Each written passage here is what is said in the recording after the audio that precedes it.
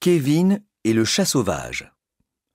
Anne Thévenin, extrait de Le Samovar et autres histoires, copyright Grasset Jeunesse, 2009.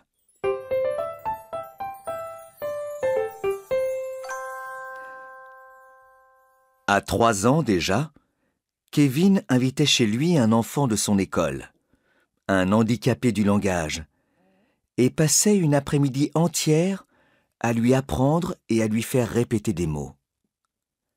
À 5 ans, il sacrifiait une séance de dessin animé au cinéma pour tenir compagnie à l'une de ses grandes sœurs immobilisée par une fracture de vertèbre. À 7 ans, il donnait l'intégralité de son premier argent de poche au SDF qui campait dans sa rue. À 9 ans, il alertait clandestinement les services sociaux de son école après avoir appris qu'une fille de sa classe allait être expulsée du squat où elle logeait avec sa mère. Kevin était comme ça. Il ne supportait pas de voir les autres souffrir sans intervenir, sans essayer de soulager leur douleur. L'été de ses 11 ans, c'est donc tout naturellement qu'il insista pour rester veiller son meilleur copain, Arturo, quand ce dernier fut victime d'une violente crise d'appendicite la veille de leur départ en colonie de vacances. D'autant que pour la première fois, ils avaient choisi seuls tous les deux le thème de leurs aventures estivales, une randonnée itinérante dans la région du Mont-Blanc. Il avait fallu que la famille d'Arturo, et aussi celle de Kevin, se fâche pour que Kevin accepte enfin de partir. Il avait reçu l'assurance qu'Arturo se remettrait vite et que, peut-être la semaine suivante, il pourrait rejoindre la colonie. Kevin s'était retrouvé seul, et d'ailleurs seul de son âge, les autres ayant entre 12 et 14 ans, au départ de l'autocar, à Nantes ce matin-là. « Quel bébé celui-là » avait murmuré une fille. « On nous a collé un nain » s'était exclamé un garçon. Comme il était le plus petit, les moniteurs l'avaient assis devant. Il avait regardé les films avec les autres, chanté avec les autres, pique-niqué avec les autres, ri avec les autres, mais à 9 heures du soir, alors que l'autocar venait de passer Chambéry, il ne s'était fait aucun copain. Soudain, sur la route de montagne, le chauffeur de l'autocar freina brusquement. « Qu'est-ce qui se passe » demanda Irène, la monitrice. « C'est la voiture de devant » grommela le chauffeur. « Elle a dû taper une bestiole. » Kevin sursauta et se dépêcha de détacher sa ceinture de sécurité. Maintenant, l'autocar redémarrait lentement. « Là, j'ai vu » s'écria-t-il. « C'est un chat, il est blessé » Kevin, debout, montrait quelque chose sur le bord de la route. « Il faut s'arrêter tout de suite, monsieur » dit-il sur un ton suppliant au chauffeur. « On ne peut pas le laisser là, il faut le soigner » Le chauffeur passait la vitesse supérieure. « Ton chat, il va crever de toute manière » répondit-il. « Non, monsieur, il faut le sauver » La voix de Kevin tremblait. « S'il vous plaît, arrêtez-vous. J'ai observé le gamin depuis ce matin, c'est insensible. Si on n'embarque pas le minou, il va être super mal pendant toute la colo. » intervint Irène, la monitrice.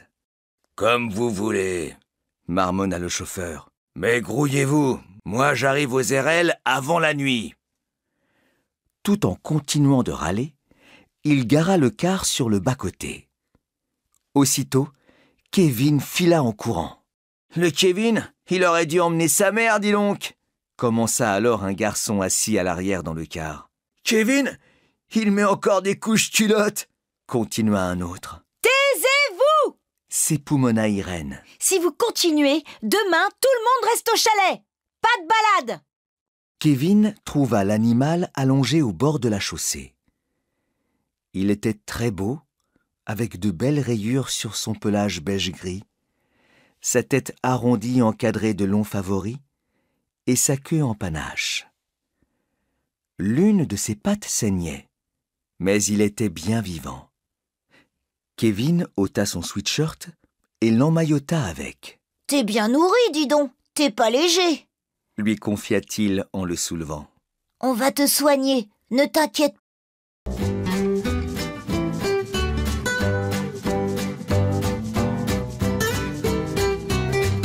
Maintenant avec les questions du texte.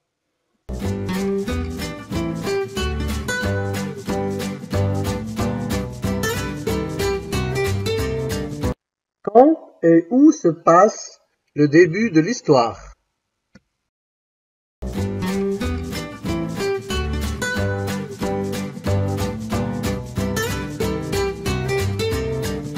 Réponse de la question.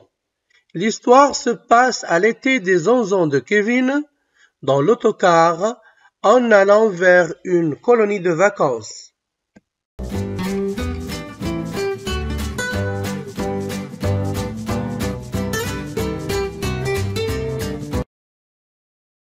Question 2.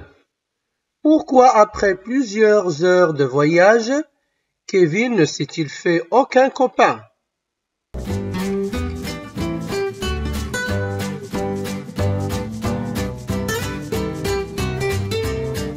Réponse de la question 2.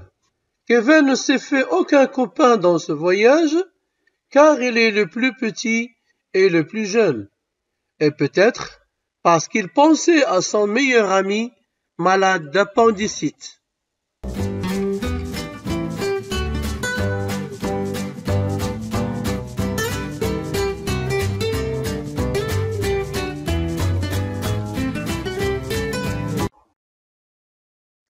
Question 3.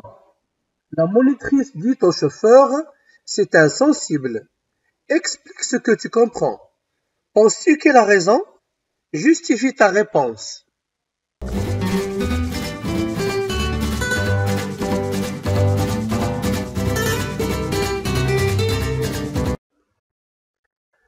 Réponse de la question 3. Kevin était sensible car il se fâche rapidement en voyant quelqu'un ou un animal souffrir. Il veut le secourir rapidement. C'est pourquoi que la maîtresse a dit que c'est insensible.